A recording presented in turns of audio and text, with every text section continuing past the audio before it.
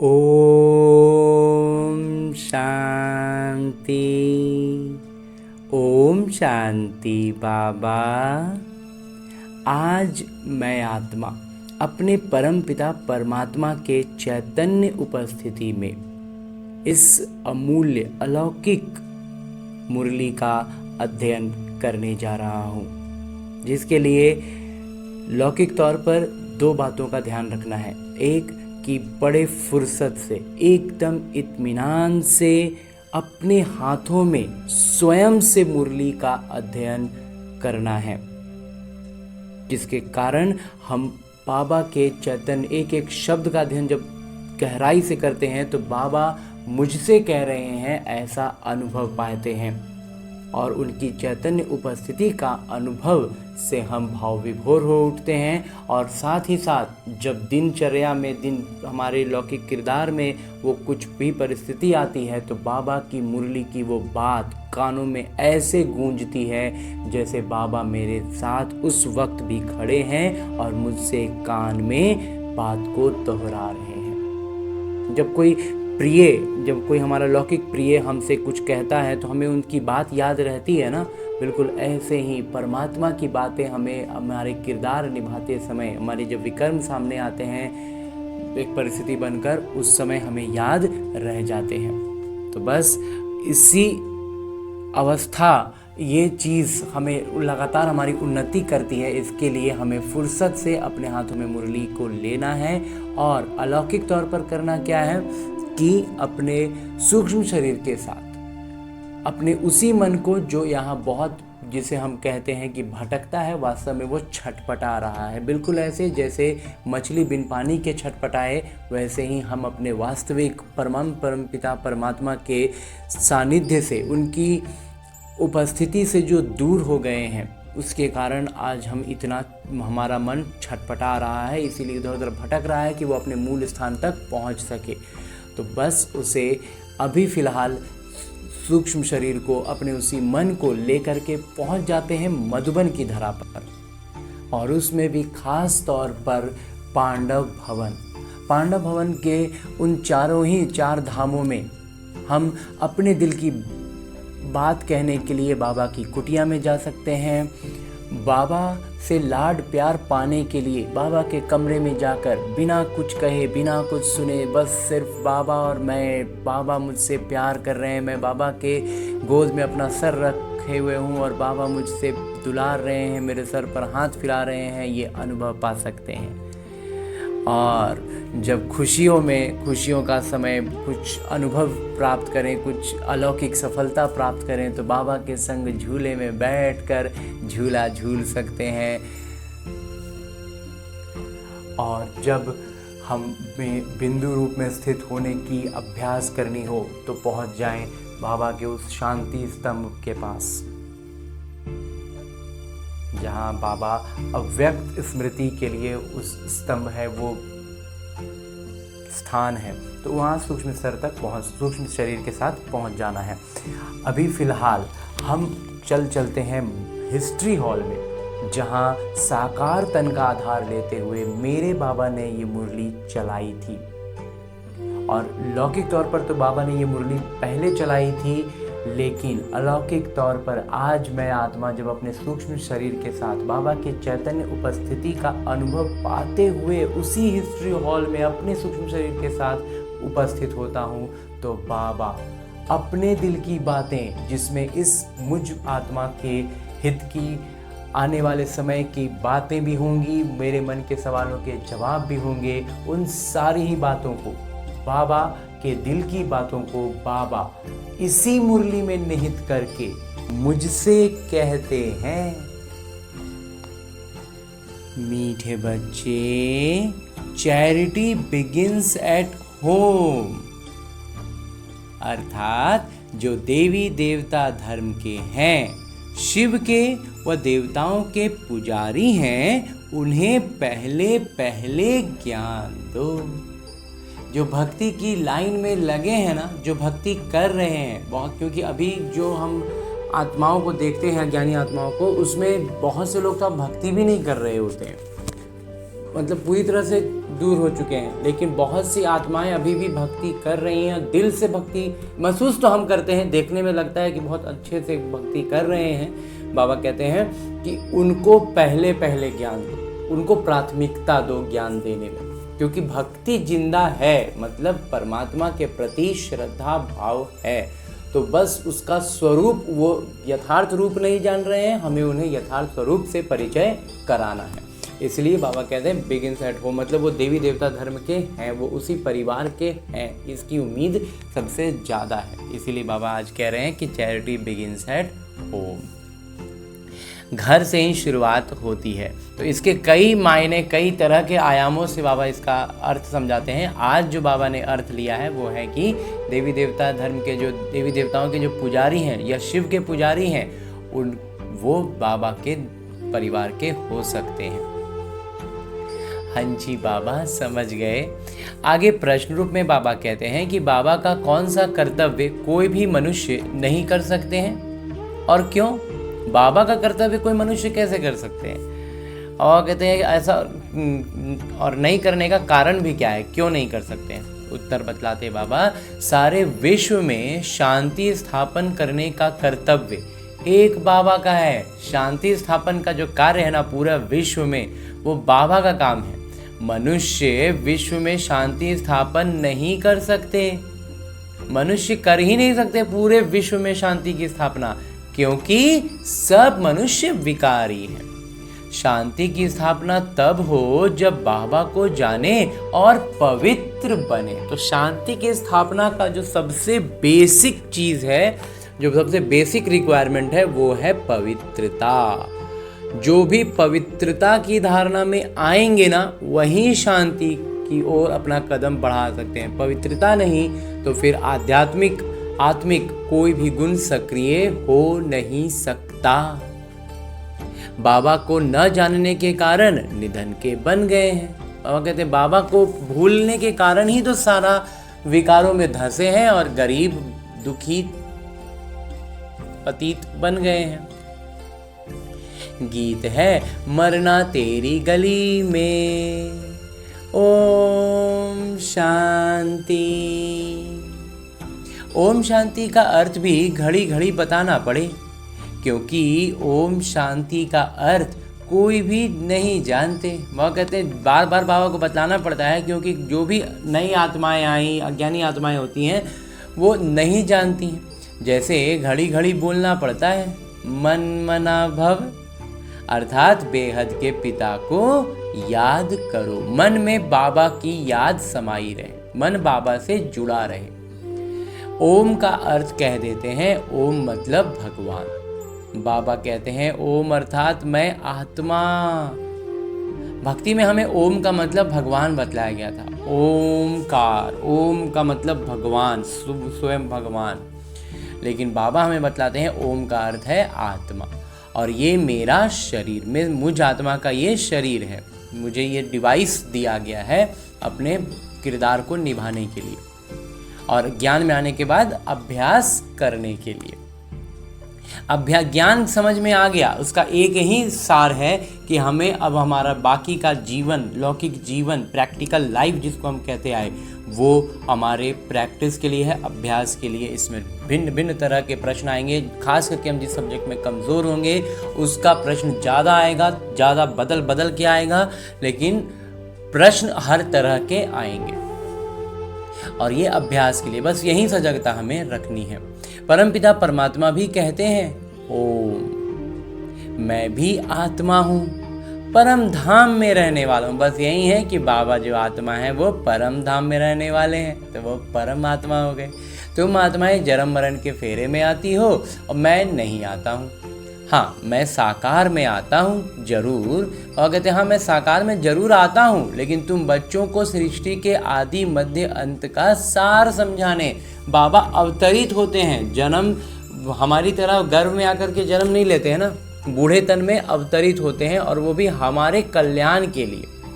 कोई और ये समझा ना सके, ये बात और कोई समझा ही नहीं सकता। अगर निश्चय नहीं तो सारी दुनिया में भटकना चाहिए, ढूंढना चाहिए, और कोई है जो अपना और सृष्टि के आदि मध्य अंत का ज्ञान देते हैं।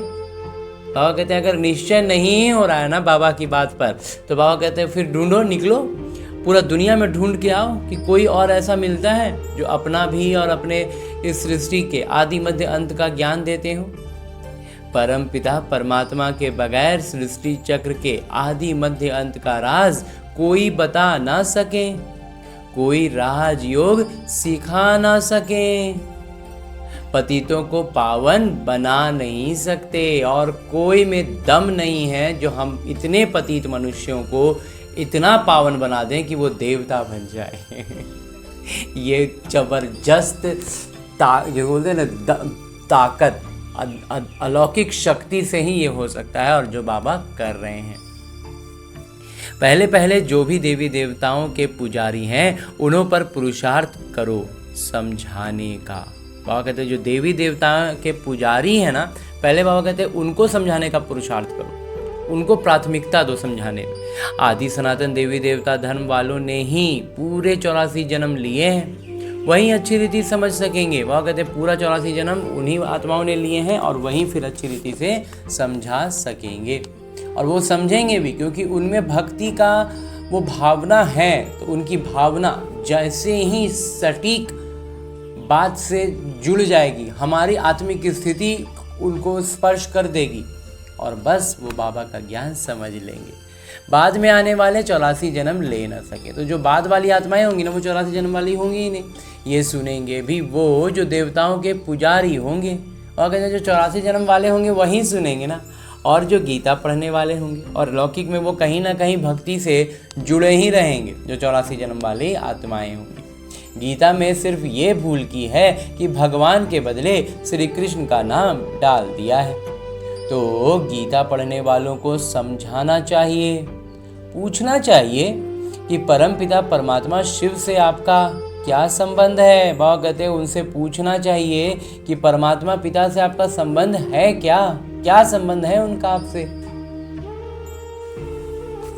उनको भगवान कहेंगे। श्री कृष्ण तो दैवी गुण वाले हैं, उनको दैवी राजधानी थी, उसमें सब दैवी गुण वाले थे, तो उस राजधानी में तो सब दैवी गुण वाले ही होंगे ना। अब वहीं पूज्य से पुजारी बन गए हैं, तो कोशिश कर पहले पहले आदि सनातन देवी देवता धर्म वालों को उठाना चाहिए। वह कहते हैं पहले कोशिश करना चाहिए, प्राथमिकता देना चाहिए कि देवी देवता धर्म वालों को जगाया जाए। चैरिटी बिगिंस एट होम, क्योंकि देवी देवता धर्म की जो भक्ति आप ही पुजारी, तो जो पुजारी हैं वही पूज्य होंगे ना। ज़्यादातर उम्मीद तो यही हमें लगे चलना है, तो इसलिए बाबा कहते हैं उनको प्राथमिकता दो। जो शिव के पुजारी हों उनको भी समझाना पड़े। शिव आते जरूर हैं, तब तो उनकी जयंती मनाते हैं। वो परम पिता परमात्मा हैं, जरूर आकर राजयोग सिखाते होंगे, और कोई मनुष्य मात्र सिखा ना सके। श्री कृष्ण को व ब्रह्मा को भगवान नहीं कहा जा सकता है। श्री कृष्ण को या ब्रह्मा को बाबा कहते हैं भगवान नहीं कहेंगे। जब सर्व के सद्गति दाता बाबा एक ही हैं, वो ज्ञान के सागर होने के कारण सबका शिक्षक भी हैं।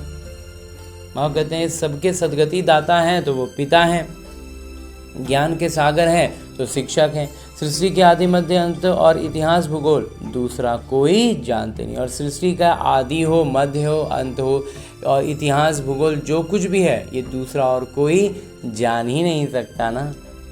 बाबा कहते हैं मुझे ज्ञान का सागर, चैतन्य बीज रूप भी कहते हैं। ये जो उल्टा वृक्ष है उनके आदि मध्य अंत का ज्ञान उस बीज के पास ही होगा, इसलिए मुझे ज्ञान का सागर अलमाइटी अथॉरिटी कहते हैं। अथॉरिटी क्या है? बाबा कहते हैं जो अलमाइटी अथॉरिटी की बात कहते हैं उसमें अथॉरिटी क्या है? सभी वेदों, शास्त्रों, ग्रंथों आदि सबको जानते हैं, तुम बच्चों को समझा रहे हैं। बाबा कहते हैं अथॉरिटी का मतलब ये हुआ कि जितना भी वेद, शास्त्र, ग्रंथ है ना, सबको जानने वाले जो हैं वो हो गए अथॉरिटी। तो बाबा कहते हैं तुम बच्चों को समझा रहे हैं ये बातें। वो शास्त्र सुनने वाले कहते हैं कल्प की आयु लाखों वर्ष है। बाबा कहते हैं कि कल्प की आयु लाखों वर्ष ये कौन कह दिया? शास्त्रों के चक्कर में हम फंस गए तो वहाँ पर ये सब बातों में उलझ गए, परंतु वो तो हो नहीं सकता। ये वैरायटी धर्मों का मनुष्य सृष्टि रूपी वृक्ष है। और कहते हैं मनुष्य का वैरायटी धर्मों का मनुष्य सृष्टि का वृक्ष है और उनकी आयु भागवत में लंबी चौड़ी लिख दी है। चूंकि हर बात को ऐसे उलझाया गया है ना कि हमारा बुद्धि इसी में चकरा के यहीं उलझ के रह जाए, हम आगे इसके कुछ सोच ही ना पाए, इसीलिए ये सारी बातें इसमें हमें उलझाने के लिए डाली गई। अब भागवत कोई धर्मशास्त्र तो नहीं है, गीता धर्मशास्त्र है, उनसे देवी देवता धर्म स्थापन हुआ। बाकी भागवत महाभारत आदि उनसे कोई धर्म नहीं स्थापन होता हुआ। कहते इन सब से शास्त्रों के आधार पर कोई धर्म स्थापन थोड़ी होता है, वो तो श्री कृष्ण का इतिहास लिखी हैं। बाबा समझाते हैं, बच्चे तुम देवी देवता धर्म वालों को समझाओ कि तुमने 84 जन्म लिए हैं। सतयुग में सिर्फ भारत ही था और कोई धर्म नहीं था, भारत ही स्वर्ग था। भारत ही ऊंच ते ऊंच गाया जाता है और फिर परमपिता परमात्मा शिव का जन्म स्थान है, जो आकर पतितों को पावन बनाते हैं।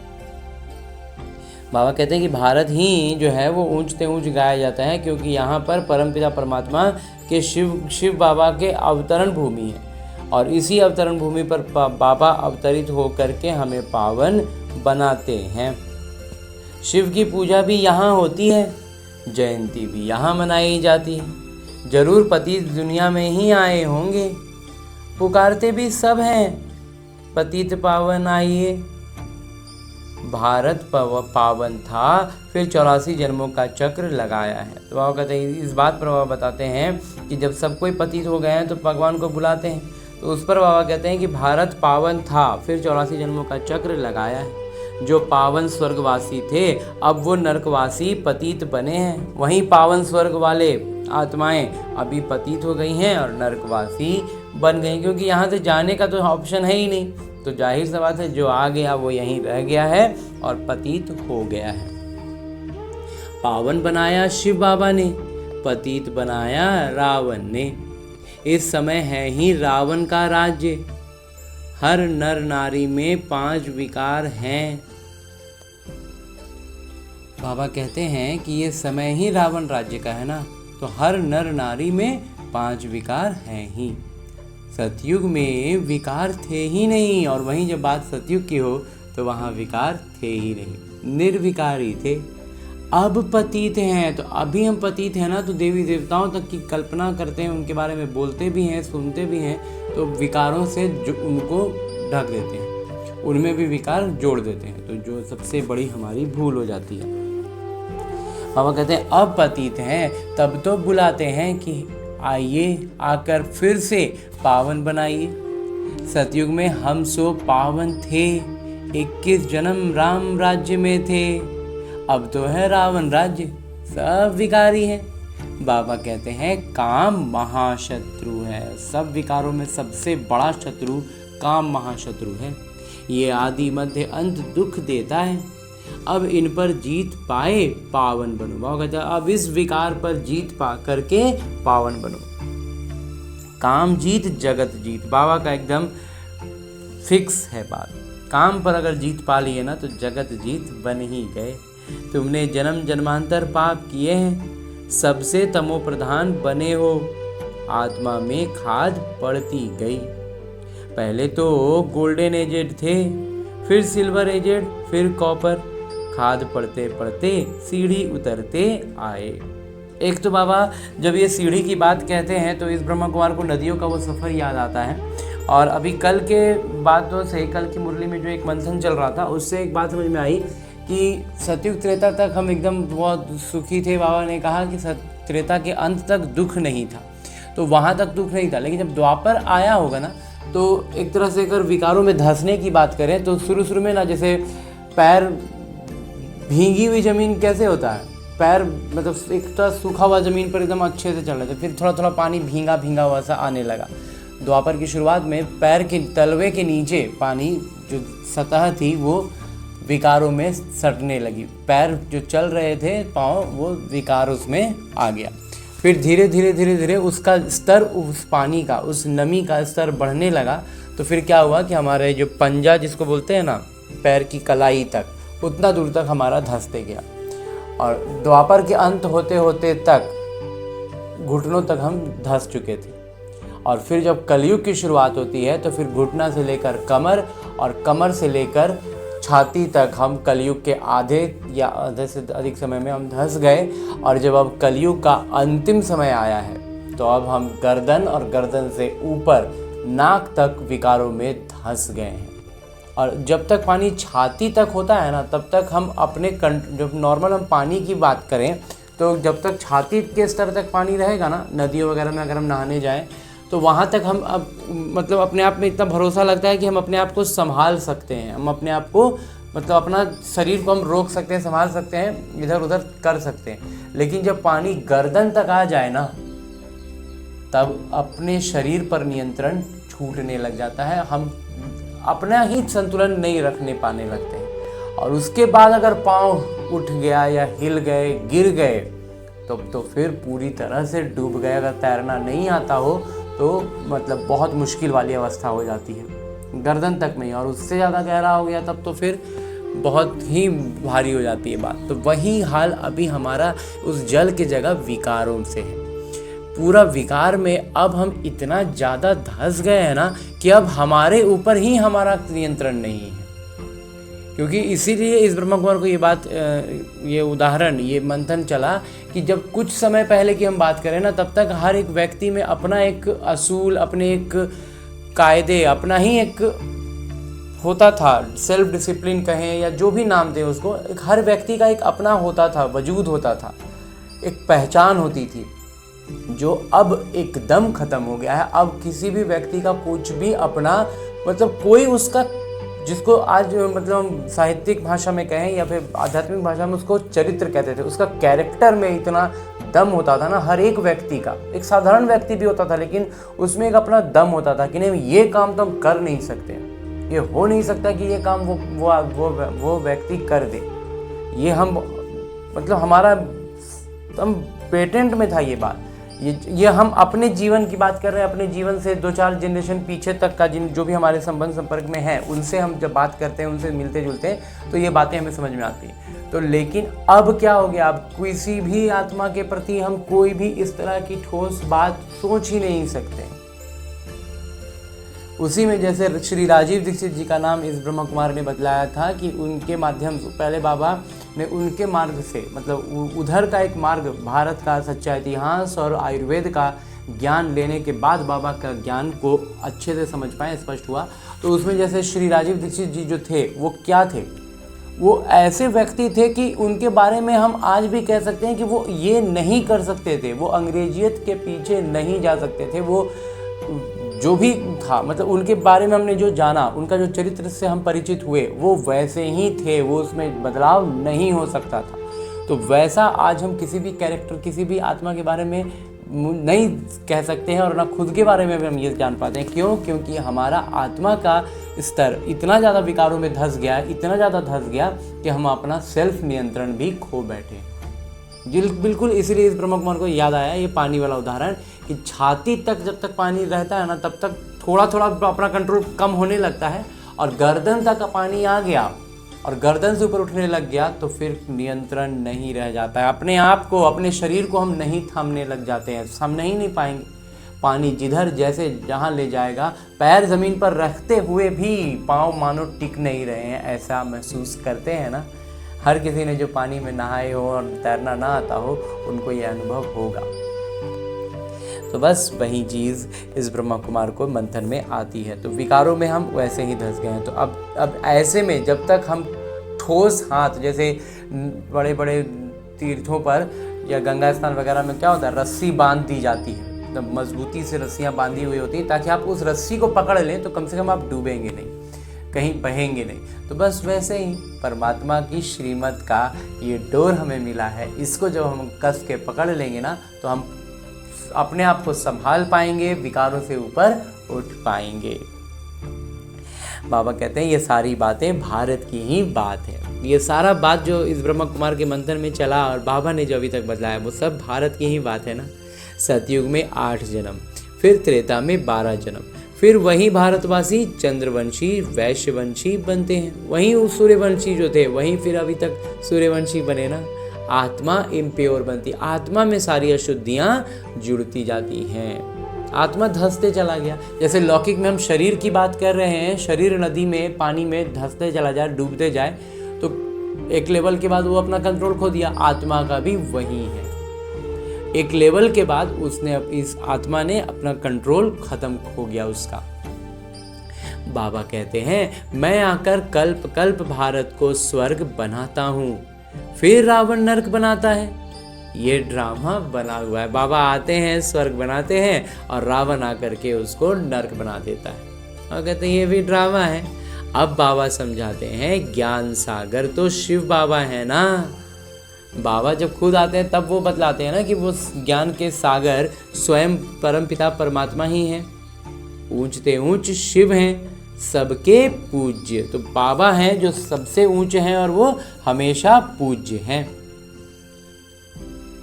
पहले पहले उनकी पूजा होती है, तो सबसे श्रेष्ठ हैं, सबसे ऊंचे हैं, तो पूजा भी सबसे पहले उन्हीं की होगी ना। वो हैं बेहद के पिता, जरूर उनसे बेहद का वर्षा मिलता है। भारतवासी भूल गए हैं भगवान एक निराकार को ही कहा जाता है, उनको मनुष्य याद भी करते हैं। बाबा कहते हैं वो निराकार भगवान को ही कहेंगे ना, और उन्हीं को सब याद भी करते हैं। ऐसे नहीं कि सब भगवान ही भगवान है। तो ये जो कहते हैं कि सब में भीतर भगवान है, बाबा कहते हैं ये बिल्कुल नहीं है। एक तरफ भगवान को याद भी करते हैं, फिर ग्लानि भी करते हैं। एक तरफ भगवान को इतना याद करते हैं, उनको पिता मानते हैं, भगवान मानते हैं, ऊंच मानते हैं, और दूसरी तरफ सब में कहकर सर्वव्यापी कहकर उनकी ग्लानि कर देते हैं। एक तरफ कहते सर्वव्यापी हैं और फिर कहते पतित पावन आइए। तो आप कहते हैं जब सर्वव्यापी हैं तो फिर बुला कहाँ से रहें। बाबा अगर ब्रह्मा तन से ब्रह्मा मुख वंशावली ब्राह्मणों को ही समझाते हैं। अभी तुम ब्राह्मण चोटी हो, ब्राह्मणों के ऊपर ठहरे शिव, और ब्राह्मणों के ऊपर शिव बाबा हैं। विराट रूप देवता, क्षत्रिय, वैश्य, शूद्र दिखाते हैं। विराट रूप में क्या दिखाते हैं, उसी में सब दिखा देते हैं। सबसे ऊपर देवता, फिर क्षत्रिय, फिर वैश्य, फिर शूद्र दिखला देते हैं। ब्राह्मणों का नाम ही नहीं, क्योंकि देखते हैं ब्राह्मण तो है विकारी। और कहते हैं जो विशाल विराट रूप दिखलाते हैं ना, उसमें ब्राह्मणों का नाम ही नहीं देते हैं, क्योंकि ब्राह्मणों को तो आंखों से विकारी देख रहे होते हैं ना, इसलिए नहीं दिखाते हैं। फिर देवताओं से उत्तम कैसे कहें। तो शास्त्रों में कहीं बात ये हमने पढ़ी थी, हमने पढ़ी न भी हो, लेकिन सुनी जरूर थी कि ब्राह्मण जो होते हैं वो देवता से ऊंचे होते हैं। तभी उनका उसका अर्थ क्या समझाया जाता था कि देवता को भोग लगाना है, उनके वस्त्र बदलने हैं, उनको मतलब छूना है, तो वो सारा काम ब्राह्मण ही कर सकते हैं और कोई नहीं कर सकता है। तो इसलिए चाहे कुछ भी वहाँ पर पूजा पाठ में कुछ गलतियाँ होती हैं, कुछ मिस्टेक हो जाते हैं, भाई हम तो पतित हैं, हमें तो यही बताया जाता था कि हम पतित हैं, हम विकारी हैं, हम नीच हैं, हम पापी हैं, तो हमसे गलतियाँ हो जाती हैं। तो इसलिए ब्राह्मणों को उन सबसे छूट दी गई। इस तरह का बात हमें भक्ति में बतलाया गया था।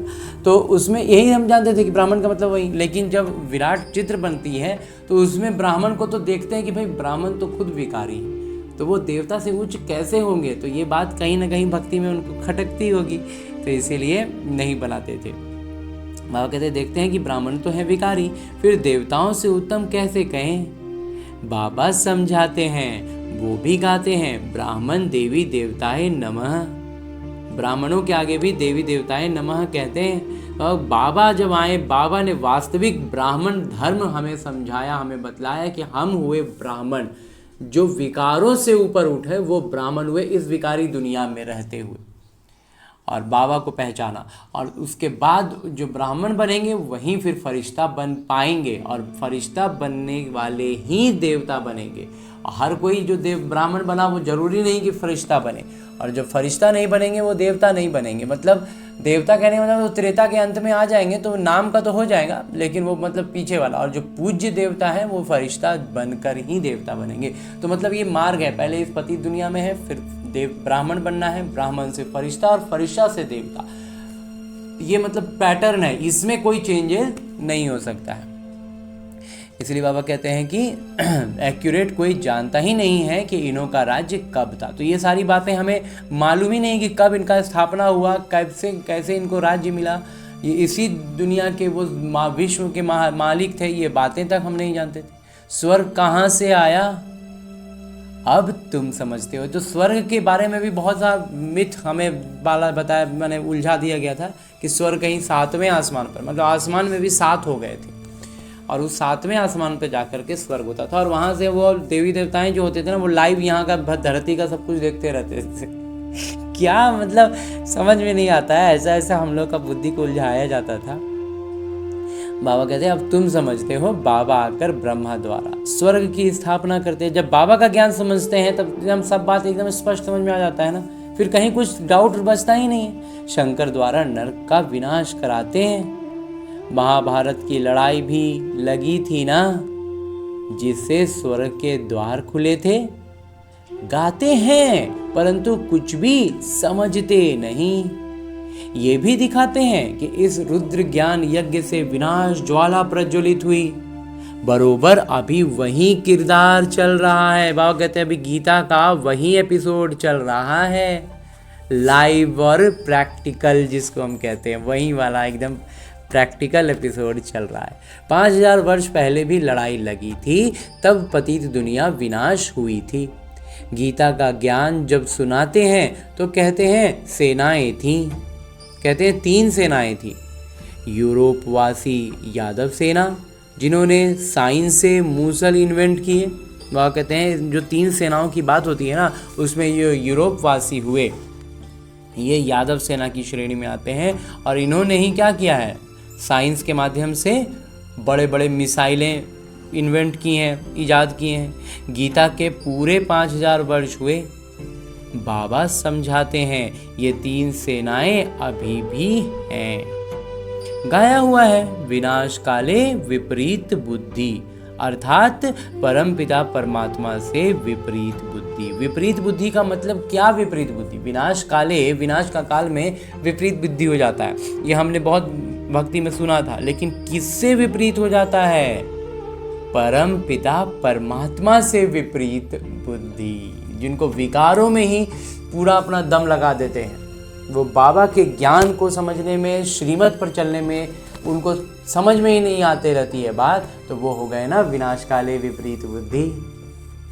और एक होता है कि पुरुषार्थ नहीं कर पा रहे हैं लेकिन पहचान लिया है, तो पद नहीं मिलेगा लेकिन बाबा के ज्ञान को जाना है, पहचाना है, तो वो उनकी कैटेगरी अलग हो गई। और जो एक होते हैं कि वो मानेंगे ही नहीं, समझते ही नहीं है, मानते ही नहीं है, तो बाबा से विपरीत हो जाते हैं। तो वहीं बाबा कहते हैं विनाश काले, तो वो विनाश काल में वो उनका विनाश हो जाएगा, जो विपरीत बुद्धि है। और भक्ति में हमने कभी समझा ही नहीं था कि विपरीत तो क्या चीज का विपरीत। जैसे कल ही ब्रह्मा कुमार को एक मंथन चला था ना, जो हम बोलचाल की भाषा में कहते हैं पढ़ा लिखा व्यक्ति, तो हम ये मंथन पहले का चला हुआ था, कल उस पर चर्चा कर रहे थे कि हम नॉर्मली बोलचाल में कहते हैं ना, अरे वो पढ़ा लिखा, इतना पढ़ा लिखा आदमी हो के ऐसा कर रहा है, या पढ़ा लिखा आदमी है तो उसको ये।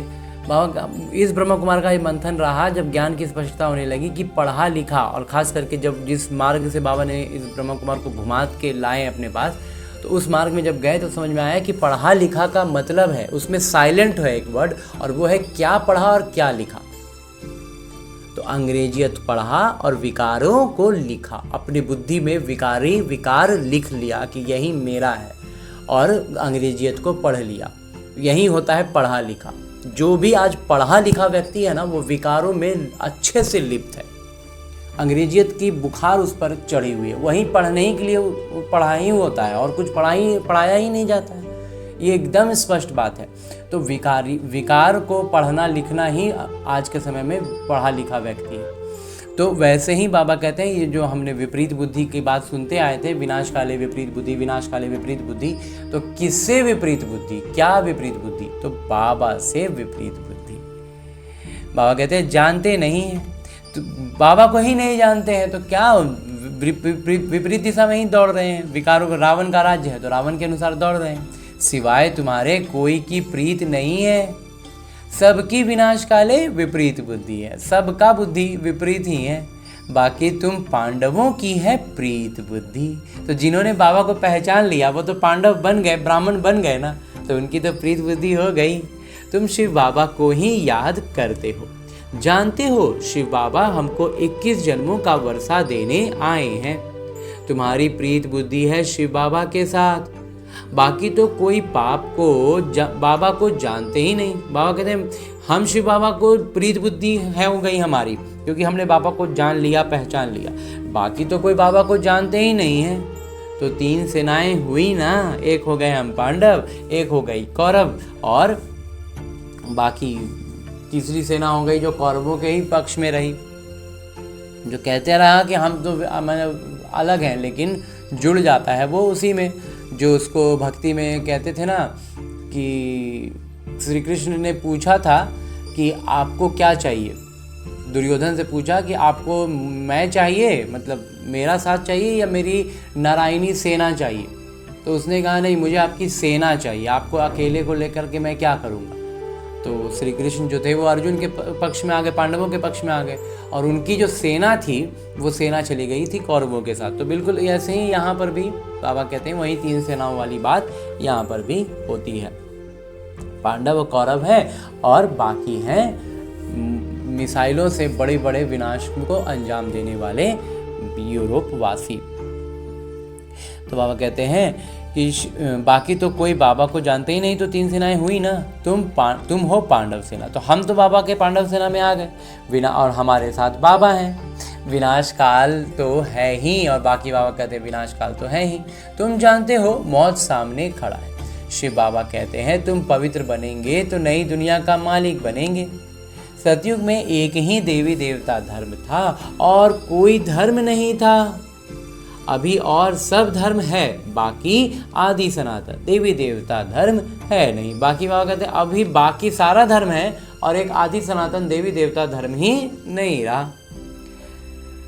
हिंदू जो कहते हैं, बाबा कहते हैं वो हिंदू धर्म का स्थापन कौन किया? हिंदू धर्म है ही नहीं, एग्जिस्टेंस ही नहीं है। वो बाहर के दूसरे धर्म वालों ने हमें ये नाम दे दिया और हमने अपना मूल धर्म छोड़ दिया, मतलब अपना ओरिजिनल चीज़ चला गया, और जो दूसरा बचा खुचा बचा उसका पूंछ पकड़ लिया और अब इसी को एकदम कस के हम पकड़े। हम कट्टर हिंदू हैं। क्या चीज़ की कट्टरता और क्या चीज़ का हिंदू जानते ही नहीं है। बस वास्तविक धर्म था अभी सनातन शब्द का इस्तेमाल करते हैं हम, सनातनी करेंगे, लेकिन सनातन देवी देवता धर्म, मतलब देवी देवताओं की गुणवत्ताओं से पूरी तरह से देवी बनना, देवता बनना, वो तो हो नहीं सकता है। विकारों को तो छोड़ नहीं सकते, तो क्या करेंगे? तो विकारी मनुष्य देवी देवता नहीं हो सकते ना, इसीलिए वो देवी देवता शब्द का इस्तेमाल ही नहीं करते हैं, वो कह देते हैं हिंदू।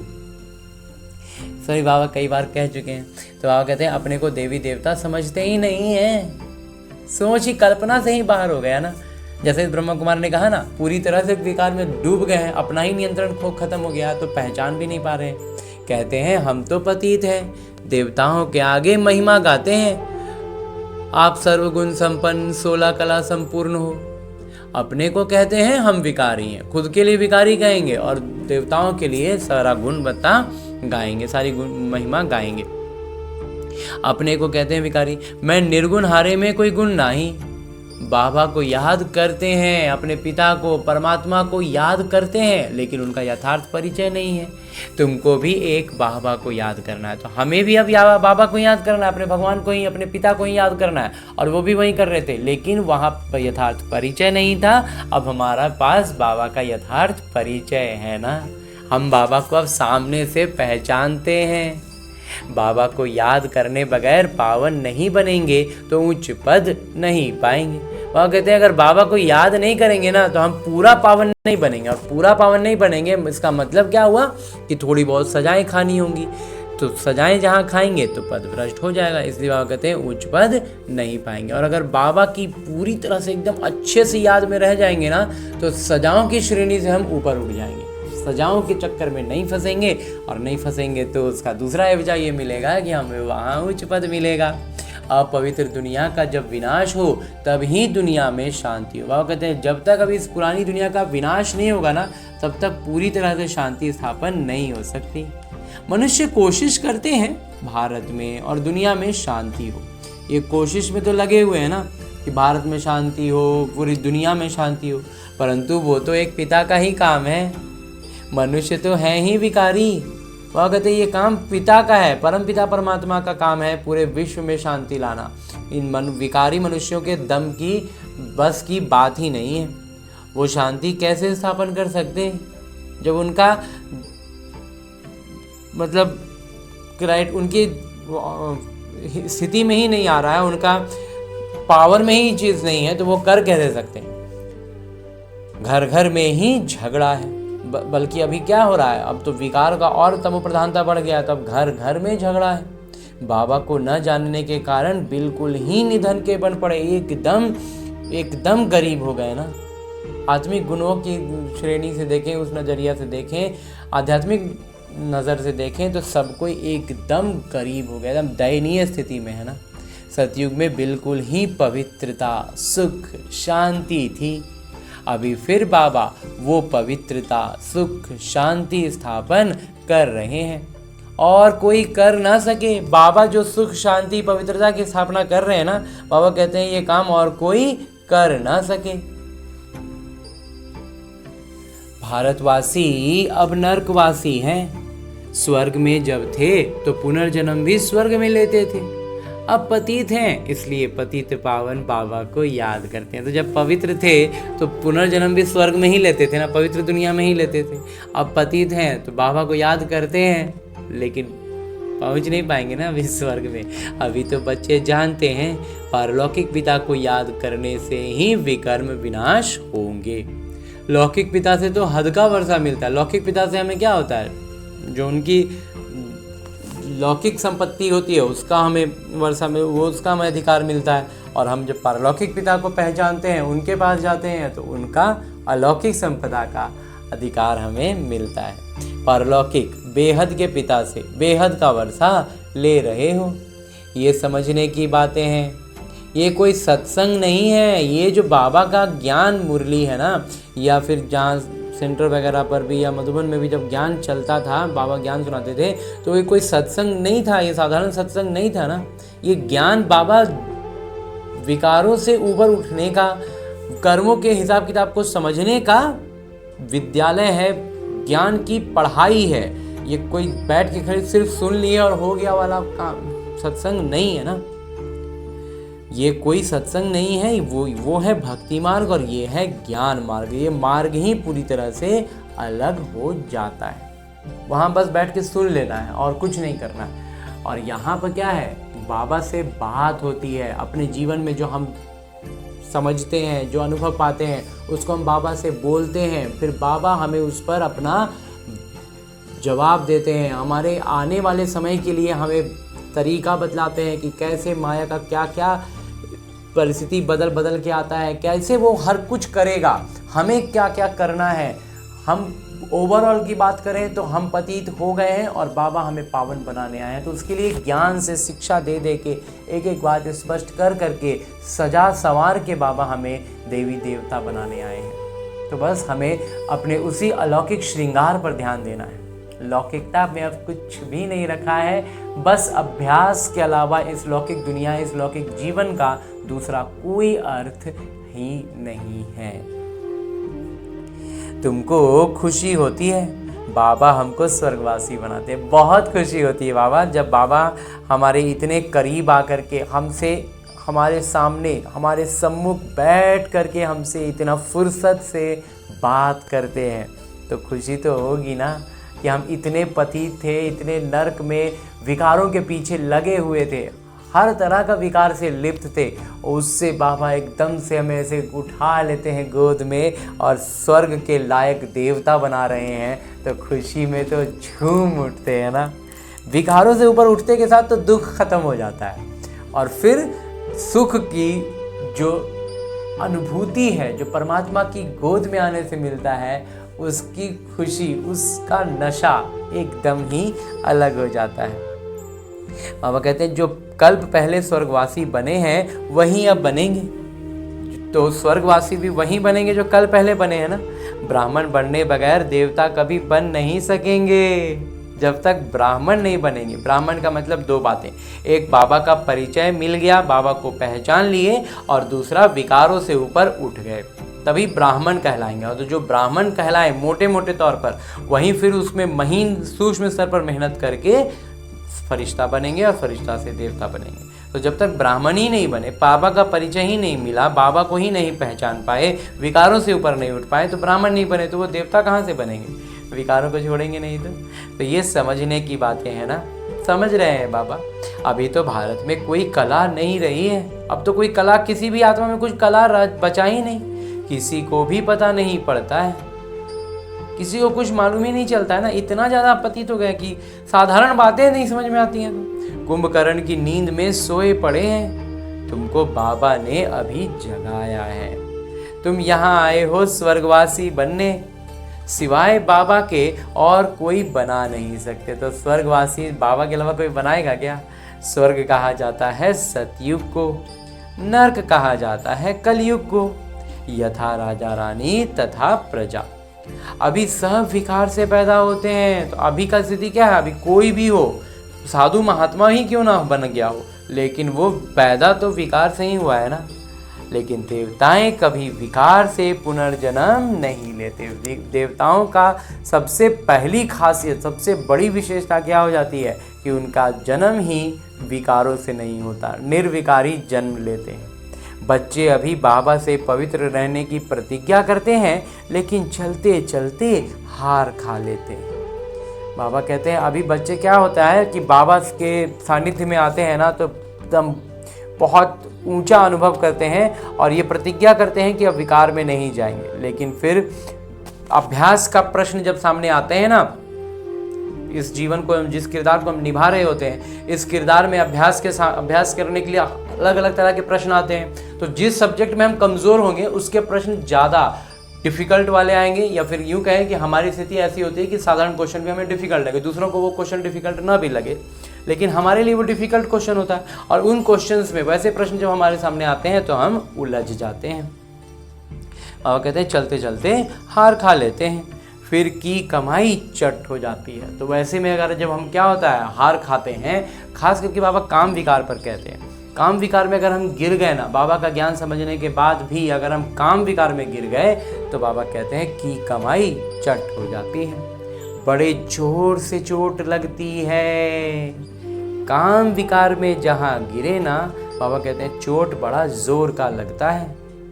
आश्चर्यवत सुनंती, कथंती और भागंती हो जाते हैं। बाबा को भी आश्चर्य लगता है कि जो बच्चे इतना अच्छा सुनते थे, कहते थे, सुनाते थे, वो माया के इस विकार के, काम विकार में ऐसा उलझे, ऐसा फंसते हैं कि भागंती हो जाते, भाग जाते हैं। भल साक्षात्कार भी करते हैं, परंतु साक्षात्कार में माया का प्रवेश बहुत होता है। बाबा कहते हैं ये जो साक्षात्कार की बातें हैं ना, इसमें माया अपना जोर लगा देता है, क्योंकि माया है ना, तो साक्षात्कार वगैरह में तो बाबा कहते हैं उसका बहुत जोर प्रवेशता होता है। जैसे रेडियो में एक दूसरे की बात सुन नहीं सके, इसलिए बीच में गड़बड़ कर देते हैं, ये भी ऐसे। बाबा बता रहे हैं कि उदाहरण देते हैं कि रेडियो में क्या होता है कि रेडियो में फ़ोन कॉल में होता है, हम दोनों तरफ की बातें सुनते हैं। रेडियो में बाबा कहते हैं कि एक तरफ की ही बात आती है ना, तो एक दूसरा का बात नहीं सुन सकते हैं, तो उसमें कभी कभी गड़बड़ हो जाता है। ये बाबा कहते हैं ये भी कुछ ऐसा ही है, योग में माया विघ्न डालती है। तो जो साक्षात्कार की बात होती है ना, ये भी कुछ कुछ बाबा कहते हैं उसी तरह का होता है। तो बल्कि जब हम याद करते हैं, साधारण रूप से याद करते हैं, उसमें तो माया विघ्न डालती है।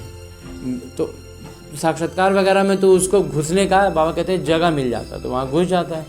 तो सारा मेहनत योग में ही, याद करने में ही सारा मेहनत है।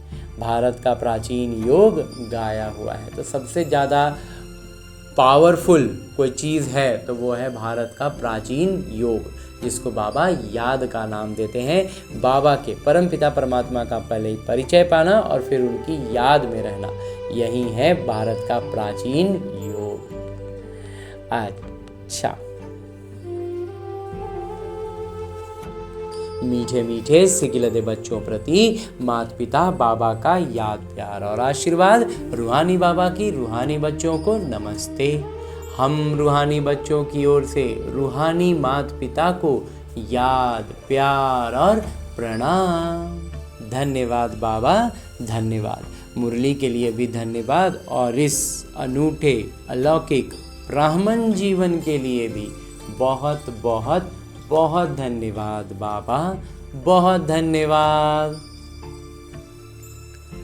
आगे आज की मुरली से लिए गए वो प्रमुख बिंदु हैं जिन्हें हमें अपने ब्राह्मण जीवन में धारण करने हैं। और ब्राह्मण सो फरिश्ता, फरिश्ता सो देवता बनना है। उसके लिए जो सबसे पहली बिंदु है वो है एक बाबा से सच्ची प्रीत रख, सच्चा सच्चा पांडव बनना है। मौत सामने खड़ा है, इसलिए पवित्र बन पवित्र दुनिया का मालिक बनना है। और कहते हैं ये दुनिया अब एकदम खत्म ही है और दुनिया का हो कि नहीं हो, क्या हो नहीं हो, वो तो फिर भी सेकेंडरी है। अपना ही जीवन का हमें थोड़ी मालूम है कि अभी अगले पल अगले दिन क्या होने वाला है। तो बाबा बतला रहे हैं कि मौत सामने खड़ा है, एकदम ये जीवन तो अब ख़त्म ही होने वाला है। तो फिर बाबा से प्रीत रख के पवित्र बन जाओ ना, तो पवित्र दुनिया का मालिक बन जाएंगे। तो जो बचा हुआ जीवन है उतने समय के लिए तो पवित्र बन जाओ। तो अभी का हमारा इतना कम समय का पवित्रता, लेकिन ठोस पवित्रता रहेगी तो विश्व का मालिक बन जाएंगे। तो इसके लिए बाबा से सच्चा प्रीत रखना है। बाबा से जो डोर मिल रही है ना, उस डोर को एकदम कस के पकड़ लेना है, एकदम चारों हाथ पैर से, जिसको बोला ना कस के। तो दोनों हाथ से तो पैर से भी एकदम पकड़, मतलब कोई तरह से छूट ना पाए, ऐसा कस के पकड़ लेना है। क्योंकि पानी में जैसे होता है ना बहुत तेज हल्फा, समुद्र में बहुत तेज हल्फा उठता है, तो उसमें अगर हमें रस्सी मिल जाए, कोई रस्सी मिल जाए जिसमें हमको मालूम, मतलब ये ठोस रस्सी है, इसको पकड़ने से हम न समुद्र में अंदर नहीं बहेंगे और ना अंदर गहराई में डूबेंगे। तो हम उसको कस के पकड़ेंगे ना, तैरना ना आता हो तो बस वही है ये बाबा का डोर इन विकारी समुद्र की लहरों में। दूसरा है काम महाशत्रु, जो आदि मध्य अंत दुख देता है, उस पर जीत प्राप्त कर पावन बनना है।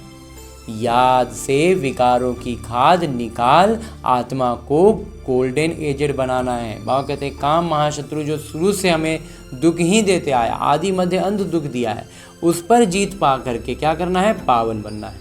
और याद से विकारों की खाद को निकालना है। बाबा की याद में रहेंगे तो विकारी जो तूफान आते हैं वो नहीं आ पाएंगे। उससे क्या होगा, पहले का भी जो हमारा अंदर में संस्कार के रूप में विकार खाद पड़ा हुआ था वो निकलेगा, देखने का नज़रिया बदलेगा। हर एक चीज़ को जो हम विकार की दृष्टि से देखते थे, उन सब में बाबा की गुणवत्ताओं से जब उसको देखेंगे तो उसका स्वरूप बदल जाएगा। तो हमारे भीतर में जो खाद था वो बाहर से में, अंदर में विकार था तो बाहर भी उसी का विकारी रूप ही देख रहे थे। अब अंदर में बाबा की गुणवत्ताएं शक्तियां भरती जाएंगी तो बाहर में भी हमें वो चीज़ विकार नज़र नहीं आएगा। तो क्या होगा, धीरे धीरे धीरे धीरे अंदर का भी खाद निकल जाएगा और तब हम आत्मा क्या हो जाएंगे, पूरी तरह से गोल्डन एजेड बन जाएंगे, स्वर्णिम अवस्था के हो जाएंगे। हाँ जी बाबा। और आगे मेरे बाबा वरदान दे रहे हैं। वरदान देते हुए मेरे बाबा कहते हैं, मरजीवे जन्म की स्मृति द्वारा कर्म बंधन को संबंध में परिवर्तन करने वाले परोपकारी भव। बाबा कहते हैं मरजीवा जन्म की स्मृति से हमें क्या करना है, कर्म बंधन को के संबंधों को परिवर्तन कर देना है और परोपकारी बन जाना है। तो अभी तक हम लौकिक जीवन को क्या देख रहे थे, ये मेरा प्रैक्टिकल जीवन है, वास्तविक जीवन समझ रहे थे।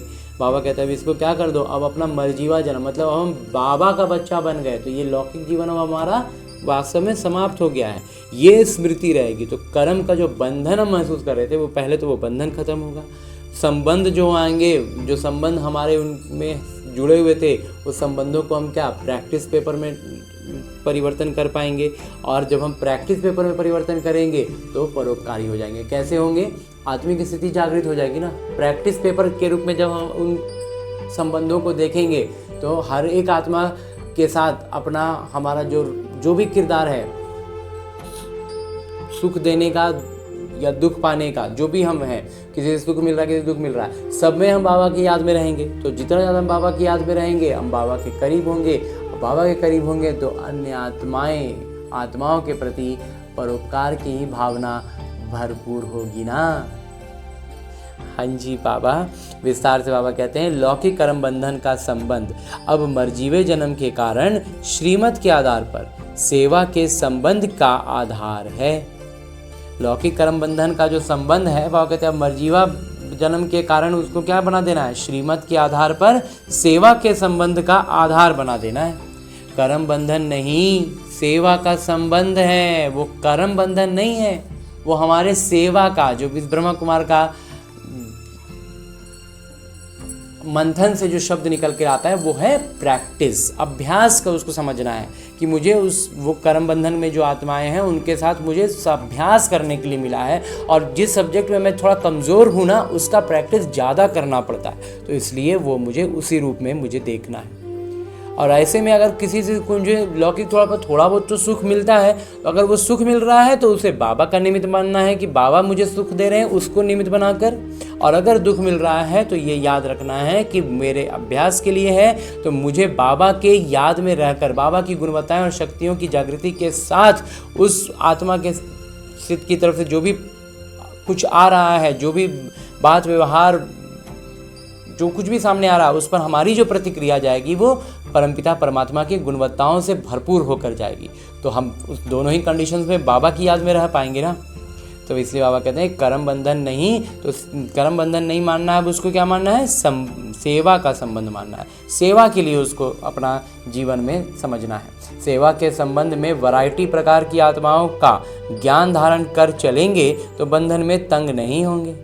और कहते हैं सेवा का संबंध मान के चलेंगे ना, तो जितना वैरायटी प्रकार का आत्मा है ना, सबको ज्ञान का धारण, अपने में आप में हम ज्ञान की धारणा में रहेंगे।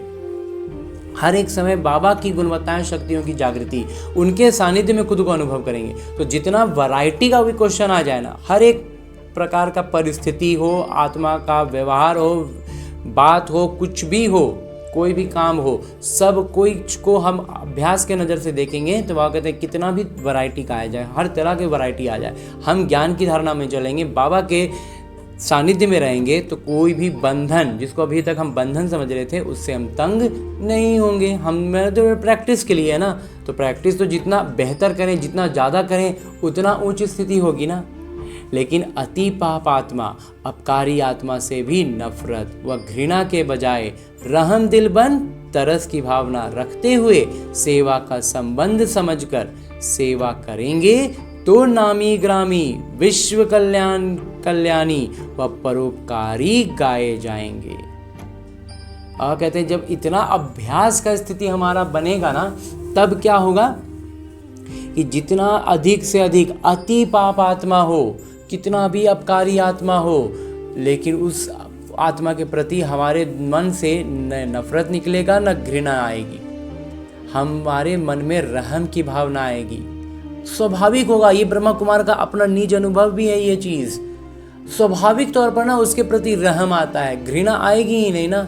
उसको हम बेबस की नज़र से देखने लग जाते हैं, दिखने लगता है, देखने क्या लग जाते हैं, दिखने लगता है, बेबस है वो विकार का कैसे उसको, मतलब विकारों ने फंसा लिया है और उसको सामने करके उसको, मतलब निमित्त वाली बात है, या तो हम बाबा के निमित्त बनेंगे या तो रावण का निमित्त बनेंगे। तो वो रावण के बने हुए हैं, रावण का राज्य है, तो उनको लग रहा है कि वो पावरफुल हैं, वो शक्तिशाली हैं, वो सत्ताधारी हैं, वो पैसे वाले हैं, मतलब क्या बोलते हैं उसको, रुपये, पावर, पैसा जिसको बोला जाता है ना, उसमें वो अपने आप को अमीर समझते हैं, समृद्ध समझते हैं। तो इसलिए वो तो है, लेकिन हमें अब उनके प्रति ना नफरत आएगी ना घृणा आएगी, हमें तो तरस का भाव आएगा ना। और क्यों? क्योंकि हम सेवा का संबंध समझकर सेवा करेंगे।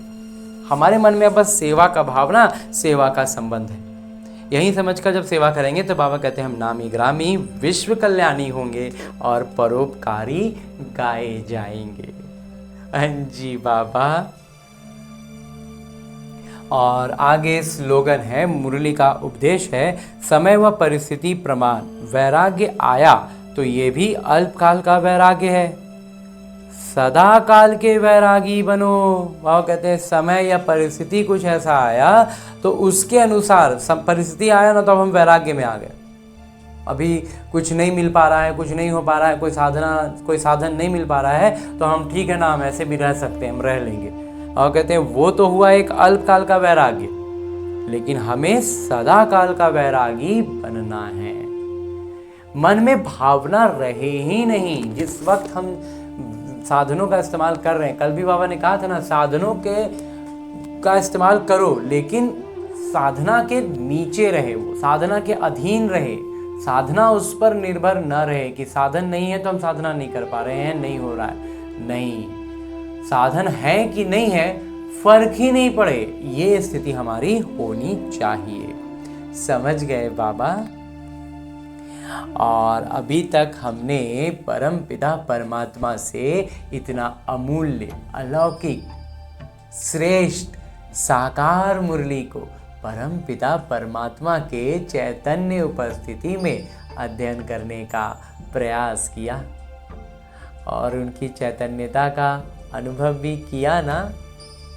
अब मेरे बाबा इसी अव्यक्त स्वरूप में स्थित रहकर एक इशारा भी देते हैं कि सदा अचल अडोल एक रस स्थिति का अनुभव करो। और हम ऐसा अनुभव करें, इसके लिए हर दिन अलग अलग आयामों से अलग अलग इशारे देते हुए आज जो इशारा बाबा दे रहे हैं वो है किसी भी प्रकार का विघ्न व समस्या अथवा माया का वार नहीं है, लेकिन खेल के समान अनुभव हो।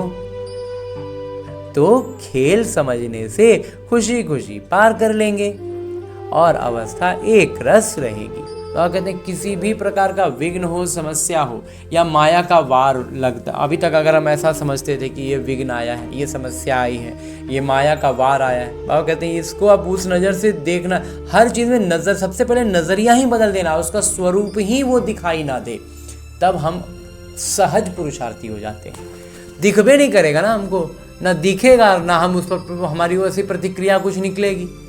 तो सबसे पहला श्रेष्ठ पुरुषार्थ क्या हो जाता है? नज़रिया ही बदल देना। हर चीज़ को देखने का भावना ही ऐसा नज़र से हम उसको देखेंगे ही ना कि हमारा प्रतिक्रिया वैसा कुछ उठेगा ही नहीं। तो इसलिए बाबा कहते हैं अभी तक जिस चीज़ों को हम विघ्न के रूप में, समस्या के रूप में या माया का वार के रूप में देखते आए थे, अब उसको खेल के समान देखो। और जब खेल के समान अनुभव करेंगे ना, समझेंगे, खेल समझेंगे, तो और खुशी होगी ना। क्योंकि गेम खेलें, अभी अगर हम लूडो खेलने बैठे बच्चों के साथ, अगर बच्चे हैं उनको लूडो खेलना, तो वो बच्चे थोड़े एक्साइटेड होंगे। हम हारे जीते क्या हो नहीं हो, हमें फ़र्क पड़ेगा क्या? कोई फ़र्क ही नहीं। तो हम बच्चे की खुशी के लिए, बच्चे के साथ कुछ समय बिताने के लिए खेल लिए, लेकिन उस खेल में हमारे साथ क्या हुआ हमें कोई फ़र्क पड़ेगा? कुछ नहीं ना। बस वही है, हमें हमारा ये जो लौकिक जीवन है ये बस क्या है, हमारे अभ्यास के लिए हम देख रहे थे। अभ्यास में भी जो ये सब विघ्न वगैरह आ रहा है ना, बाबा कहते हैं इसको खेल की तरह देखो, तो और खुशी खुशी पार कर लेंगे। तो अवस्था क्या होगी? एकदम एक रस रहेगी, स्वतः रहेगी, ऑटोमेटिक रह जाएगा। लेकिन अगर इसे वार समझेंगे तो घबराएंगे भी और हलचल में भी आ जाएंगे। और जहाँ इसको वार समझने लगे, नज़रिया में फ़र्क पड़ गया, पुराना नज़रिया से देख लिए, तो किस कैमरे से देख रहे हैं ना, उसका बहुत फ़र्क पड़ रहा है। किस नज़रिए से, किस चश्मे से, किस एंगल से देख रहे हैं चीज़ों को, इसको एक तरह से एंगल कहें। ज़मीन से खड़ा होकर के अगर हम 6 फीट की दीवार भी देखें ना, या 8 फीट की दीवार, तो लगेगा कि बहुत ऊंची दीवार, इसको पार करना मुश्किल है, एकदम कोई अलग से मुसाधन नहीं मिलेगा। और वहीं अगर हम इसको 2 तल्ला मकान से देखें तो एक छोटा सा लगेगा कि कुछ है हल्का फुल्का। और अगर हम एरोप्लेन से देखें तो हमें एक लकीर से ज़्यादा शायद वो नज़र भी ना, लकीर भी नज़र ना। तो बस किस एंगल से देख रहे हैं उसका फ़र्क है। और अगर नीचे से देखेंगे एकदम धरती पर धंस के, तो फिर तो हलचल में आएंगे ही, घबराएंगे ही, तो प्रतिक्रियाएं तो हमारी विकार वाली, व्यर्थ वाली निकलेंगी ही ना। तो वो प्रतिक्रिया ना निकले, इसके लिए हमें अपना नज़रिया बदल देना है। माया का काम है आना और आपका काम है विजयी बनना। हमें अब हमेशा हर चीज़ को किस एंगल से देखना है? एरोप्लेन के एंगल से, बर्ड्स आई व्यू आजकल एक होता है ना, चिड़िया की आंखों से दिखने वाला दृश्य, हर चीज़ को उस नहीं ऊंचाई से देखना है। फिर जो इनको हम माया विघ्न समझते हैं ना, वो सब हमें बस नीचे की धरती की कुछ बनी हुई आकृतियां ही नजर आएंगी, उससे ज़्यादा और कुछ नहीं। माया के कोई भी रूप, कोई भी बात, मतलब अब ना उसको एकदम हल्के में ले लेना है, ऑटोमेटिक हल्का में लिया आएगा। हम उसको हल्के में लेने के लिए हमें मेहनत नहीं करना है, नज़रिया बदल देना है बस। 2-4 बातें इस ब्रह्मा कुमार के ये मंथन की हैं, नज़रिया बदलना है, अभ्यास करना है, ये सब इस ब्रह्मा कुमार का अपना मंथन से स्पष्ट हुई मोतियां हैं, जिसे अपने इस ब्राह्मण जीवन में अपनाना है। और बाबा उस पर मुहर लगा देते हैं तो बड़ी खुशी होती है। जैसे मुरली की बातें जब कानों में गूंजती हैं परिस्थिति के आने पर, खास करके जब हम कुछ जो अभ्यास करते करते किसी ऐसी सिचुएशंस में आ जाते हैं, जब थोड़ा थोड़ा हमें बड़ी परिस्थितियों पर हम इस ज्ञान की बात को अप्लाई करने की सिचुएशन में होते हैं, तो बाबा का मुरली अगर हम ध्यान से पढ़े हुए हैं ना, एकदम बाबा के सानिध्य में अध्ययन किया हुआ है, तो जब परिस्थितियां आएंगी ना, तो एकदम से ये अनुभव होगा कि बाबा मेरे एकदम बगल में खड़े होकर के और मुझसे कान में फुसफुसा के वो बात कह रहे हैं। मुरली की वो बात एकदम से शब्द व शब्द गूंजने लगेगी, तो एकदम से याद आ जाएगा कि अरे बाबा तो ये बोल चुके हैं और वो परिस्थिति मेरे सामने है, तो उसको तो ऐसे चुटकी बजाएंगे और छट से पार कर जाएंगे। तो ऐसे अनुभव जब हो जाएंगे ना, तो फिर खुशी का पारा चढ़ा रहेगा। हाँ जी बाबा, खुशी खुशी पार कर लेंगे और अवस्था भी एक रस रहेगी। समझ गए बाबा? अच्छा, ओम शांति।